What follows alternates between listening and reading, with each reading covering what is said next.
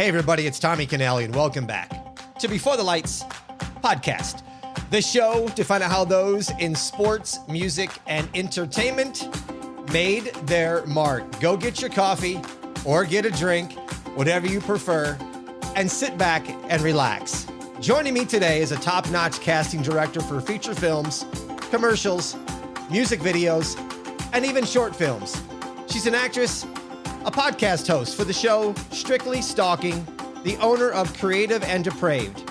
She loves bikinis, producer, writer, a world traveler, and even a former Playboy model. Known for being approachable, fun, and available, an Ames, Iowa native. Please welcome to the show, Jaimie Beebe. Jaimie, how are you today? I'm good. Wow, you know so much about me. I do a little research on my guests before I get them on my show. Apparently. I don't know if I would consider myself an actress, though. Okay. I've tried it. I tried it many years ago, and I was really bad at it. So it's on the bottom of the totem pole of the things you do. Yeah, way bottom. What does Feather Girl stand for on your social media accounts? Okay, so many years ago, when it was more trending, I think I used to wear like feathers in my hair. All right. Because I thought it looked cool. And then people started calling me Feather Girl because I wore like a lot of feathers in my hair, like a lot. So like probably more than I should have. So that's where it comes from. All right. It makes sense. Yeah. Who was Jaimie Beebe in high school?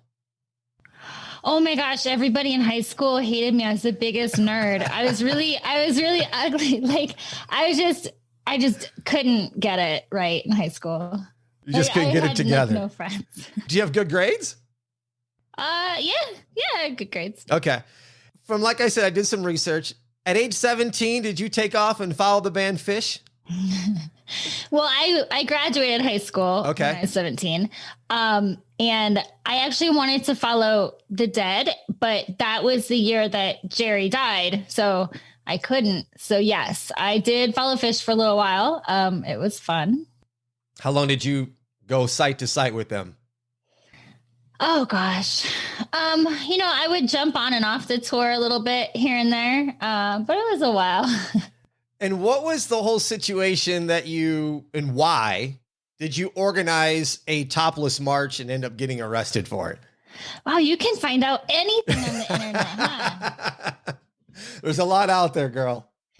It was so long ago.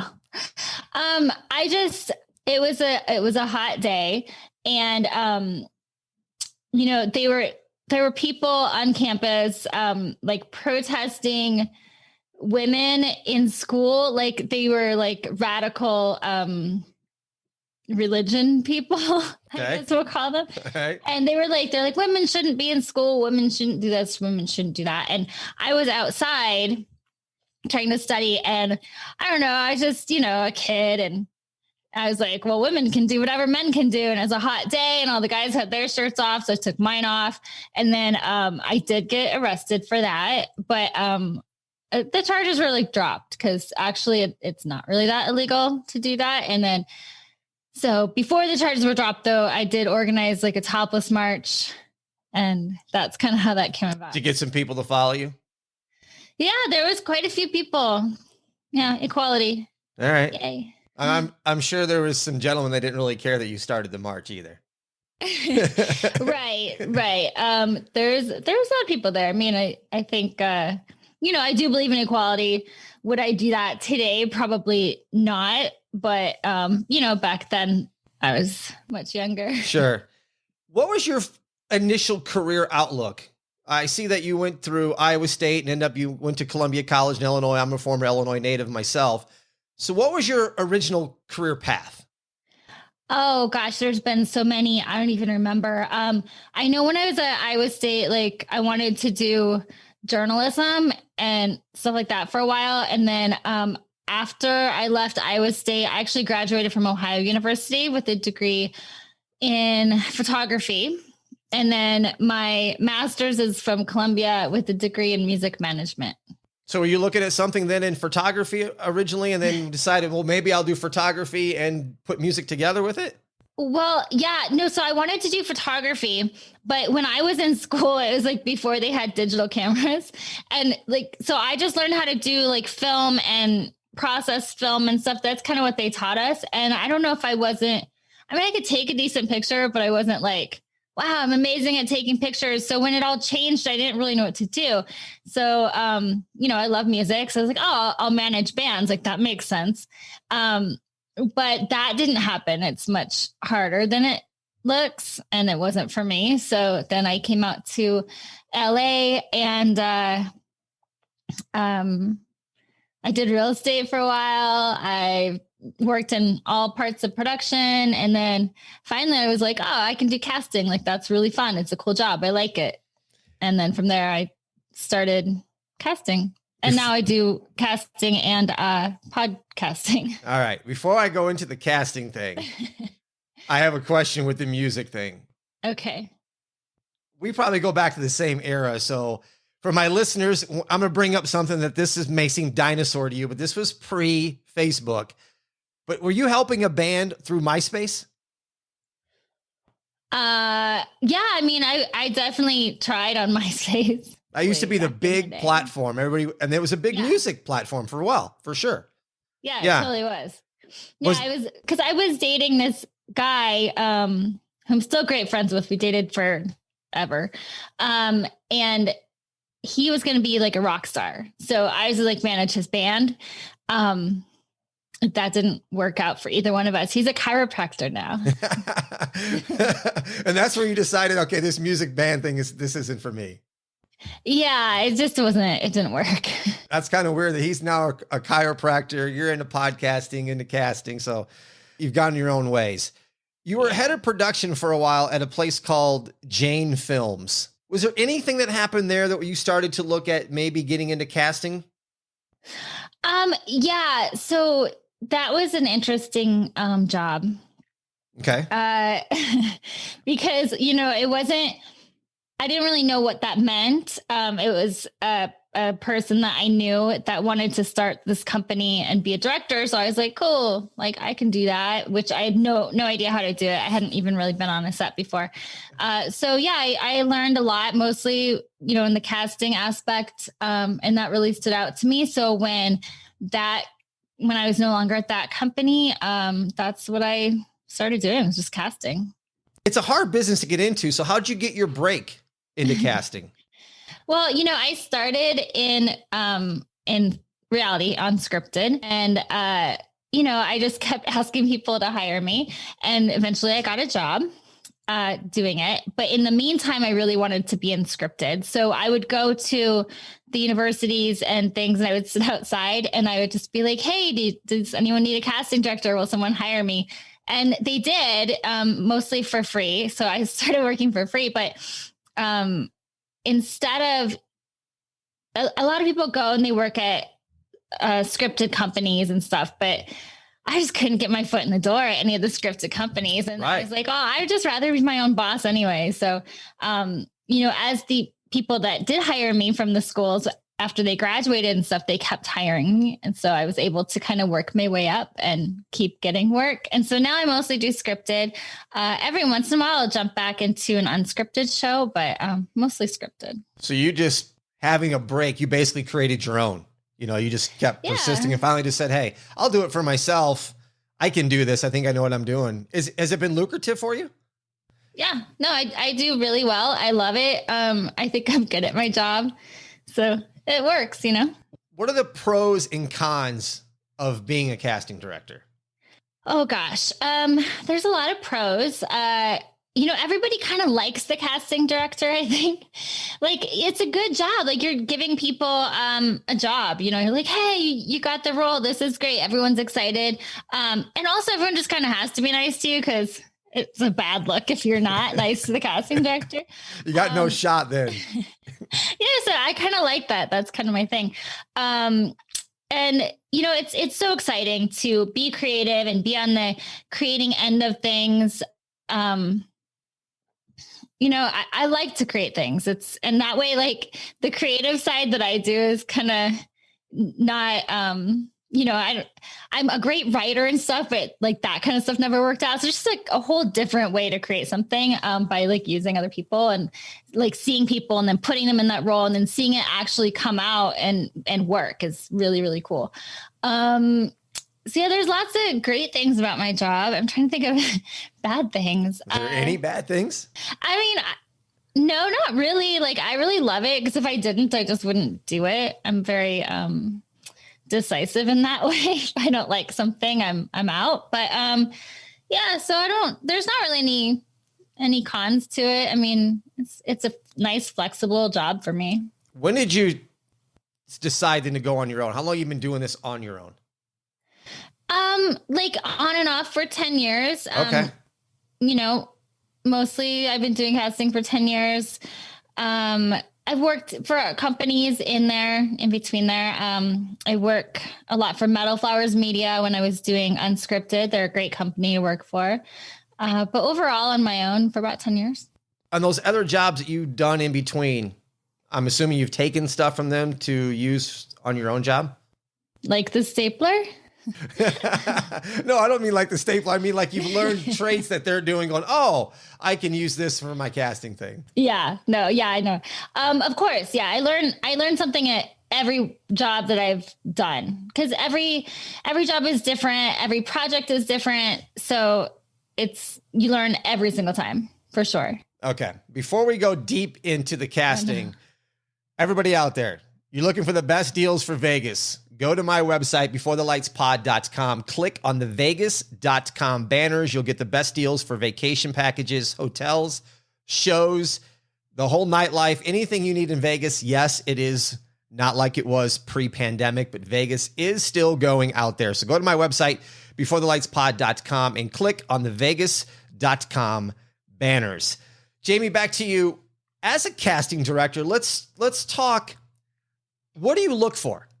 If somebody's out there going, hey, I want to get on reality TV, what does a casting director look for? Big personalities, fun people. Just it depends on what the show is and what we're looking for, but definitely big personalities. I mean, if you watch reality shows, you kind of have an idea of what people are normally on reality shows. Somebody with a story, whether it's, emotionally uplifting story or a more sad story. Like everyone's got a life story. You just kind of got to figure that out. And, when you apply for a show, if a casting director does call you, let them see the best part of you, the big personality part and like the cool part and whatever your story is, just kind of be an open book. I'm sure you can see through somebody that's not who they are portraying themselves to be. I mean, if I was that good, I wouldn't have been in my last relationship. I try, but obviously I fail sometimes. I mean, when you're talking to them, can you tell that they're either nervous or not being who their true self is? Yeah, sometimes. I mean, sometimes people are really good at hiding it and, that can be good for a reality show too. True. How do you decide then to make the final decision when you only have so many spots and you have X number of people you think would be good for a show?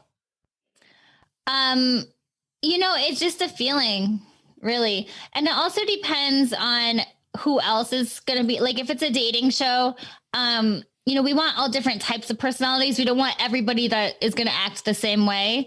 Because we need a little bit of conflict and a little bit of, people that get along and don't get along and all that kind of stuff.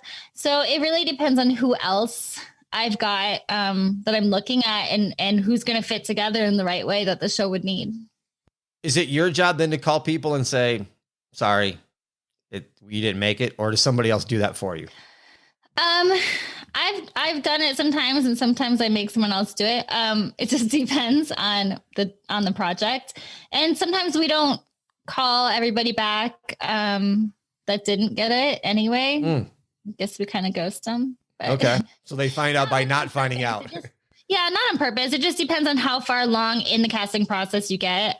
Cause we get thousands and thousands of people that submit, and then we talk to hundreds and hundreds to get down to like 10. So we can't call everybody, but if you get further along in the process, we definitely do. So how long does it take then to cast a show?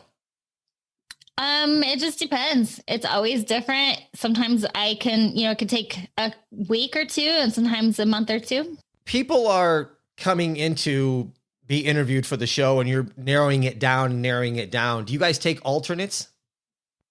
Yeah. Okay. We always have backups. Always There's always backups just in case. There's a lot of tests that you have to pass, like especially for the ones where, you're going to be on a deserted island with like 20 other people or something.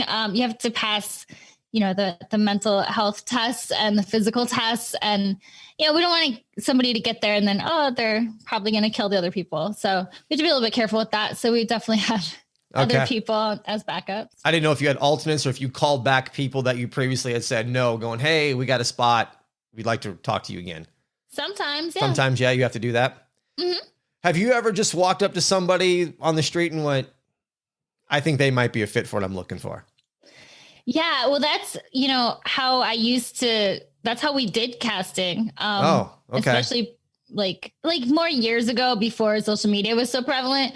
We did street recruiting all the time where we'd walk around and like look for people and be like, hey, do you want to be on this reality show? Do they believe you or they think you were crazy? Yeah, no, a lot of people, it's LA, but a lot of people would be like, okay, yeah. And then I'd get their info and, go from there. But now, well, especially with COVID, we don't do that. But I don't really, we haven't done that in a long time. I haven't, because I haven't really done a lot of recruiting people off the streets lately. Okay. Do you always then look at people differently since you're a casting director for whatever reason, just because of your job, and go, all right, I'll put that one in my file, or I think they might be a fit for this show? Or do you online see somebody and go, wait a minute, that person might fit what I'm looking for?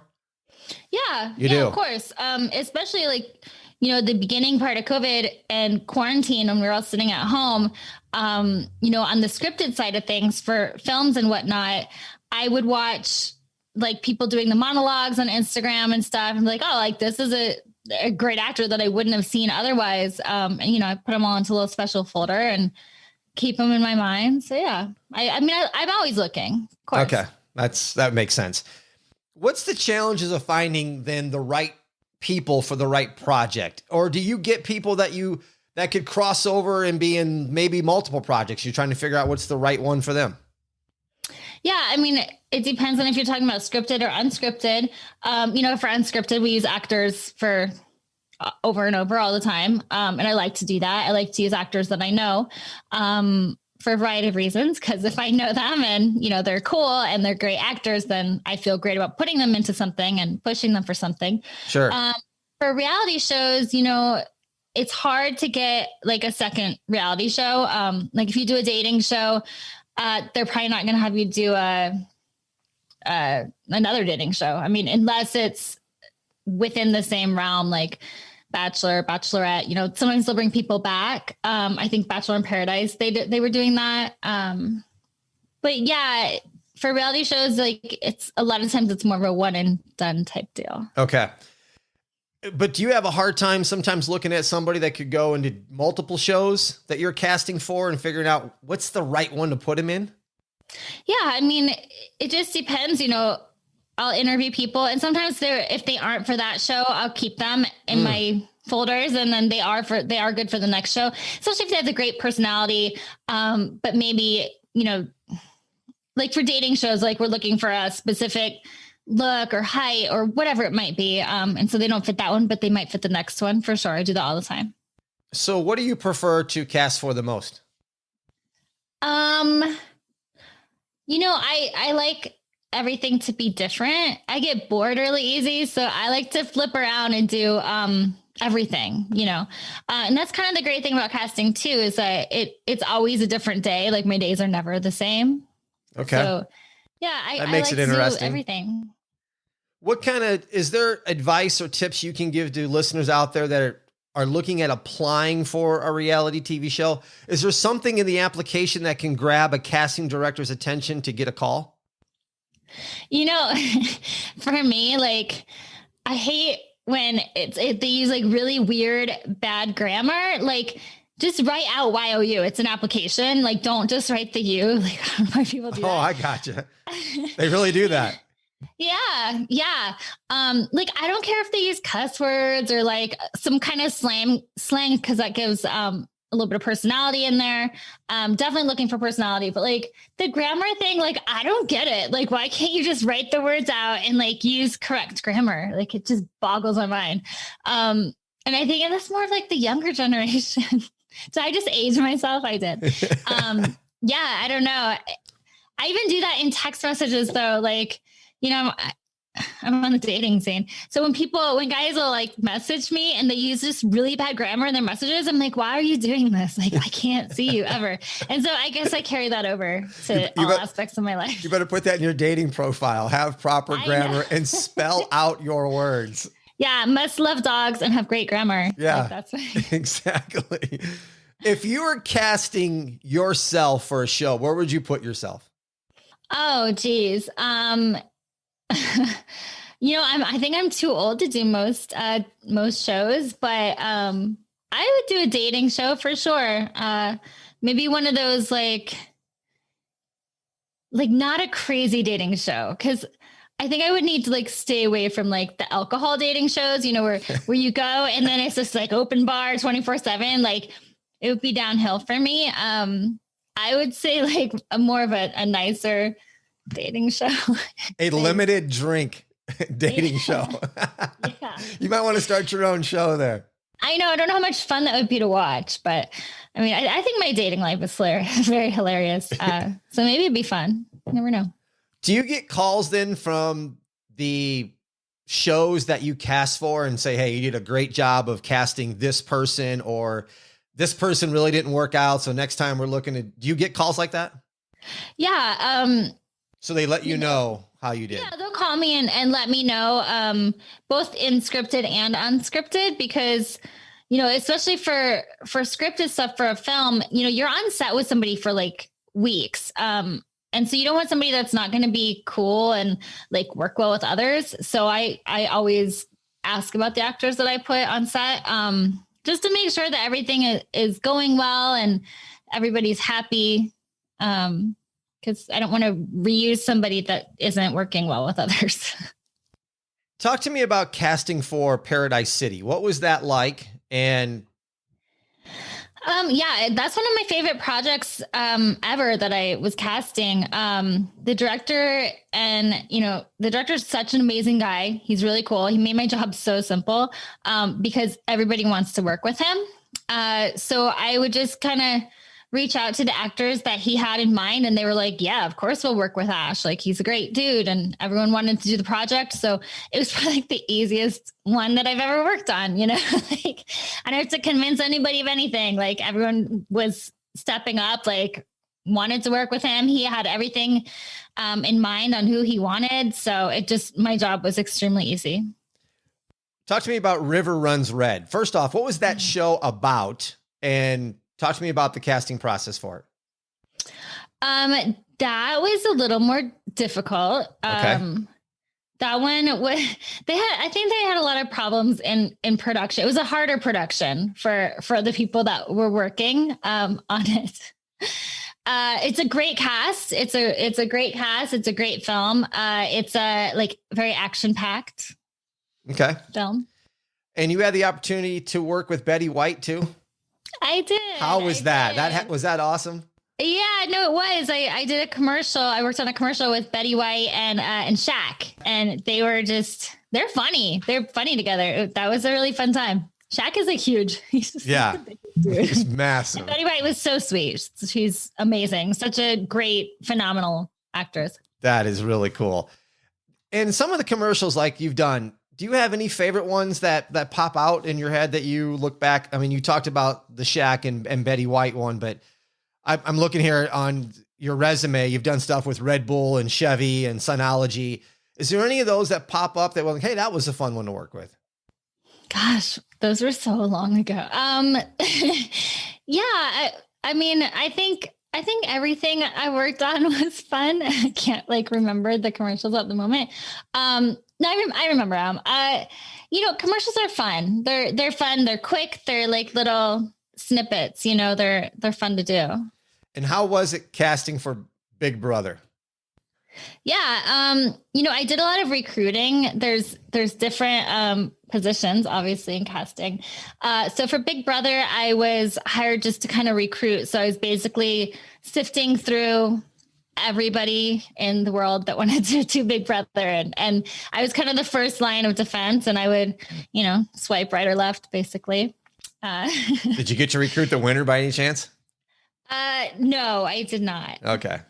All right. So you can't put that on claim to fame. Yeah.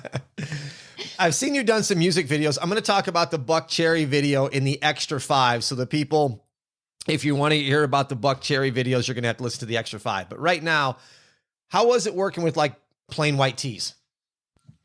The video turned out great. I think the guys were great. I just worked with the producers, and so I actually didn't meet them at all. So, okay. But they seem happy with everything that we did.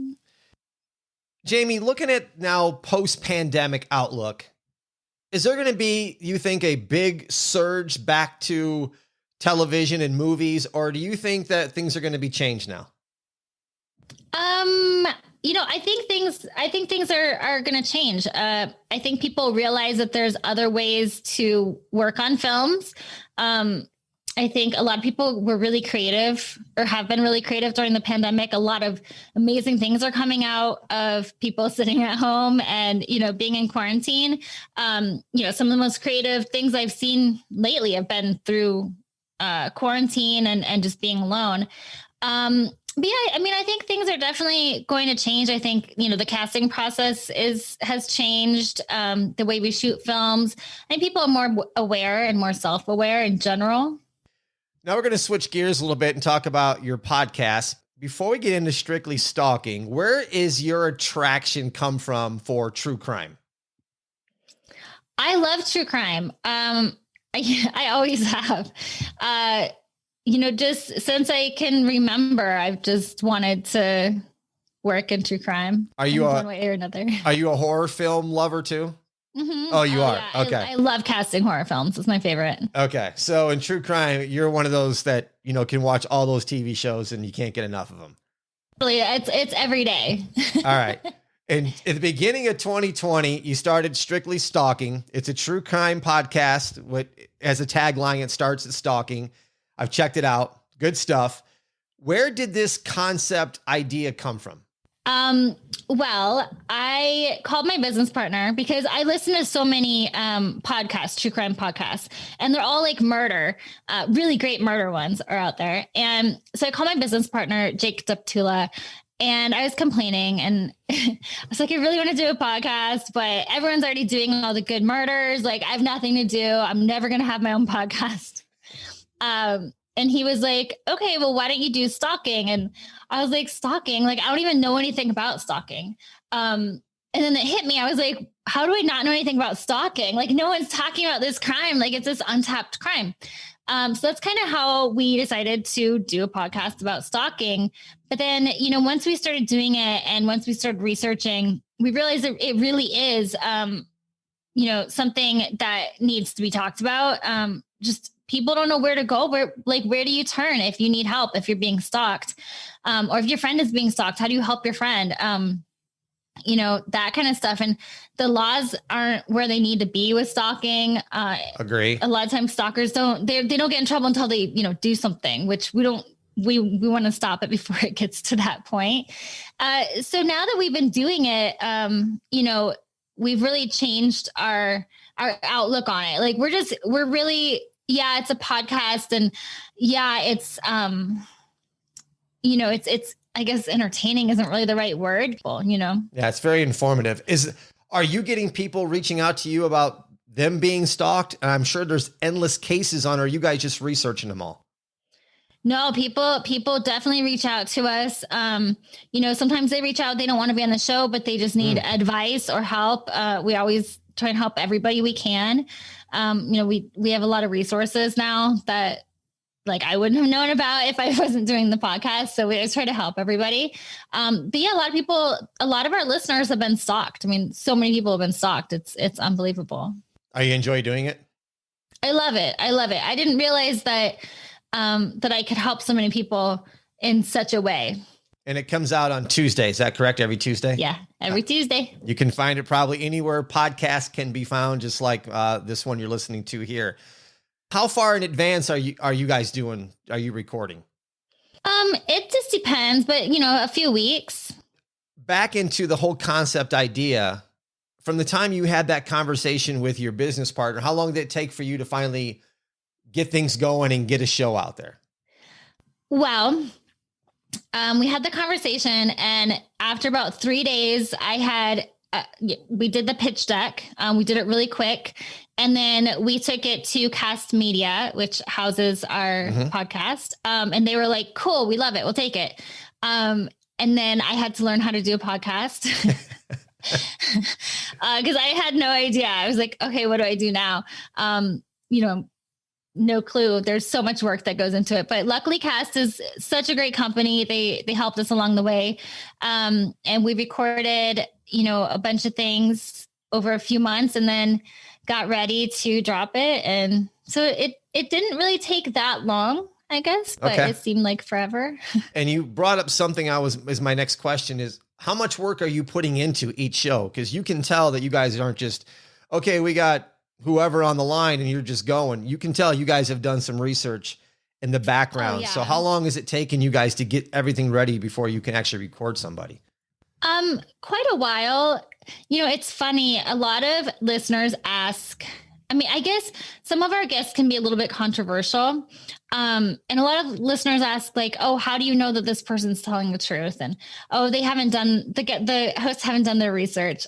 We do so much research. We look at all the case files. We look at the police reports. We look at, the arrest records. Like we look at everything. Like we do realize that our guests that we have on are, telling the truth, quote unquote, but that's kind of a problem that all stalking victims have is like people think, they're kind of victim shamed, which is so weird to be victim shamed over something that you have no control over. I guess that's the point. Like that's what victim shaming is, but it's so crazy. But we do so much work to research and to make sure that, we're putting the show together in the correct way so that we can help other people. Have you run into obstacles where you just can't get your hands on what you need, so you just can't get a show out that you'd like to do? No, not really. Okay. We've been able to really make things work. So getting police records and reports haven't been an issue for you guys to get your hands on those? Well, no, because the victims in most cases have the records. That makes sense. They have copies of the restraining orders, and the number one thing that we tell every victim of stalking is to document everything. And so the people that we have on the show usually have just logs and logs and logs of documents because it takes so long and so much documentation to put somebody away for stalking. Have you made any progress on trying to get some things changed the way stalking is looked at in this country? Yeah, I think so. We're working with a couple different organizations. One of our past guests who's a huge victims advocate is Lenora Claire. We try and work with her as much as possible because she's just making waves and headlines, and she's amazing. Like she does so much for other people that have been stalked and for that whole community and just advocating right and left for everybody. She's great. So yeah, we're definitely seeing some things change. That's awesome. Keep up the good work. You people got to listen to Strictly Stalking. Check out that podcast. If you go to my show notes, I will have a link there to the podcast so you guys can click on it, subscribe, listen, check it out. I know everybody's into true crime these days. Now you have something else to add, as Jaimie said, something before the true crime actually happens, which is the stalking. Great idea, by the way. That's the only one I've seen out there. And is there anybody else doing anything like that with stalking? Not really. Not that I've seen. A lot of the crime podcasts will cover a stalking story, but not just strictly stalking. Gotcha. Last thing before I let you go, we're going to switch completely away from stalking. Okay. You've brought up this a couple times during the podcast, but let's see where you go with this. Tell me, where did this Mancation Adventures in dating come from? Oh man, that's from so many years ago. Wow, you just dug so deep into the internet. So I used to write for the Examiner, the Baltimore Los Angeles Examiner, I think it was. And I did a column about basically being single before my last relationship before my last relationship, which turned out horrific. I was single and I had a breakup. I moved to Honduras for a little while to get away. You really got away. Yeah. While I was in Honduras, just, kind of having fun and living the beach life on a small island over there, I decided to write about being single and taking a break from men. And the column was originally more, I was trying to write about taking a break from men because I hadn't ever really done that. And it turned into like a dating thing because I was like, why am I taking a break? I'll start dating. So yeah, then when I came back, I started dating, and I think I probably I just don't have the best taste. You're not making the best decisions. I don't. I just don't make the good decisions with who I choose to date. Maybe the next one will be the right one for you. I don't know. You don't have a lot of confidence in yourself. I mean, there is one I have my eye on, so we'll see what happens. Today's show has been brought to you by Reflection Bay Golf Club, located in the heart of beautiful Lake Las Vegas. Go to reflectionbaygolf.com.